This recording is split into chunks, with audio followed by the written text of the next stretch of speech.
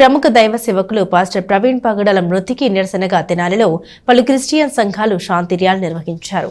Pastor మృతిని ఖండిస్తూ బుధవారం నిర్వహించిన ర్యాలీలో పెద్ద ఎత్తున క్రైస్తవ సంఘాలు పాల్గొన్నాయి. తెనాలిలో పాస్టర్లు శాంతి ర్యాలీ నిర్వహించారు.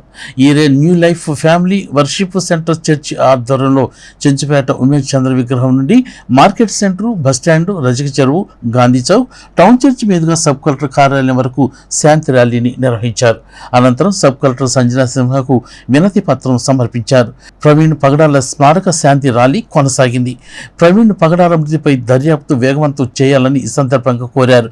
పాస్టర్ మృతిపై పలు అనుమానాలు ఉన్న నేపథ్యంలో ఐపీఎస్ అధికారిని నియమించి దర్యాప్తు వేగవంతం చేయాలని చెప్పారు. సోషల్ మీడియాలో వస్తున్న విభిన్న కథనాలను నమ్మవద్దని, వాస్తవ ఘటనలో సత్యాలు త్వరలో వెల్లడవుతాయని చెప్పారు. దైవ సేవకులపై జరుగుతున్న భౌతిక దాడులపై ప్రభుత్వం స్పందించాలని కూడా వారు కోరారు.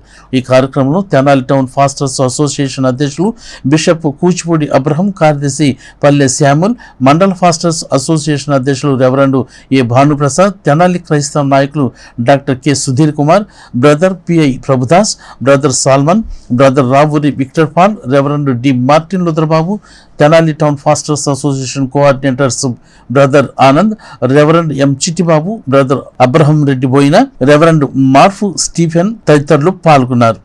గత నెల 24వ తేదీన జరిగినటువంటి పాస్టర్ ప్రవీణ్ పగడాల మరణంపై రెండు రాష్ట్రాలు, క్రైస్తవ ప్రజలు, నాయకులు, సంఘములు అనేక మంది ప్రగాఢ దిగ్భ్రాంతిని వ్యక్తం చేశారు. అనేకమైనటువంటి అనుమానాస్పదమైనటువంటి విధానాలు తలెత్తినాయి. దీన్ని పురస్కరించుకొని ప్రతి చోట రెండు రాష్ట్రాలలో క్రైస్తవులందరూ ఏకమై శాంతియుత ర్యాలీ మేము నిర్వహిస్తూ ఉన్నాం. దీనికి కారణం ఏమిటంటే మాకు అది మరణమా ఇంకా వేరొకట ఏది జరిగిందో అనేటువంటిది మాకు ప్రభుత్వం నిర్ధారించాలి. అది తెలియజేస్తే అది. రెండవది ఏమిటంటే క్రైస్తవులకి రక్షణ కల్పించాలి, క్రైస్తవులకి భద్రత కల్పించాలని మేము కోరుకుంటూ ఈ శాంతియుత ర్యాలీని మేము ప్రారంభిస్తూ ఉన్నాం. 24వ తారీఖున 11:42 దైవజనుడైనటువంటి ప్రవీణ్ పగడాల గారు మృతి నొందటం జరిగిందండి. 25వ తారీఖు ఉదయం 8 గంటల వరకు కూడా బాడీని ఐడెంటిఫై చేసినటువంటి వారు లేరు. అయితే జరిగినటువంటిది మా క్రైస్తవ సమాజం అంతా కూడా హత్యగానే భావిస్తున్నాం. ఎందుకనంటే అంతకుముందే చాలా రకాలైనటువంటి రూమర్స్ వచ్చినాయి. నాకు థ్రెట్ ఉందంటూ ప్రవీణ్ గారు కూడా పోస్టులు పెట్టడం జరిగింది. కాబట్టి ఆయన చంపేశారా లేకపోతే ఇది నిజంగానే యాక్సిడెంటల్ డెత్తా అన్న రిపోర్ట్ కోసం మేము ఈ శాంతియుతమైన నిరసన ర్యాలీ తెలియజేస్తున్నాం. ఇది ప్రభుత్వానికి వ్యతిరేకం కాదండి, ఇది ఏ పార్టీకి సంబంధించింది కాదండి. మాకు భద్రత కావాలి, క్రైస్తవ పాస్టర్లకు భద్రత కావాలి. 24వ తారీఖున జరిగిన సంఘటన చాలా విచారకరమైంది. ప్రవీణ్ పగడాల గారిని చంపివేశారు, మర్డర్ చేశారు. ఇది చాలా అమానుషమైన కార్యం. ఓ దైవజనుడిగా చాలాసార్లు ఆయన చెప్తూ ఉన్నాడు, ఏమనంటే నాకు ప్రాణహాని ఉంది. ఎందుకంటే ఆయన మంచి ప్రసంగికులు, వక్త, రచయిత, అనేక విషయాలు ఆయన ముందున్నాడు దైవజనుడిగా.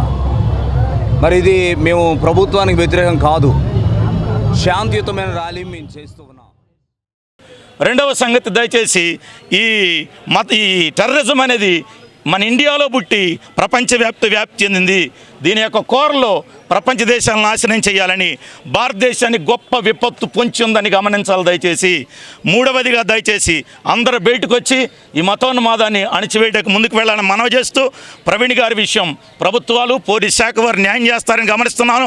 మా యొక్క సర్వేలో క్రిస్టియన్స్ ఏంటి, ఐపీఎస్లు ఏంటి, ఐఆర్ఎస్లు ఏంటి, న్యాయం కోసం పోరాడిన జడ్జీలు, ఐపీఎస్లు, ఐఆర్ఎస్లు, పాస్టర్లు జైల్లో మొగ్గిపోతున్నారు. పొలిటికల్ వాళ్ళ నాయకులు వాళ్ళందరినీ కూడా తక్షణమే విడుదల చేయాలని United Nations human rights council అంబాసిడర్గాను, ఇంటర్నేషనల్ పీస్ అంబాసిడర్గాను, world human rights national international మెంబర్గాను, ఇక్కడ national human rights anti corruption బ్యూరోగాను మేము తెలియజేస్తూ ఉన్నాము.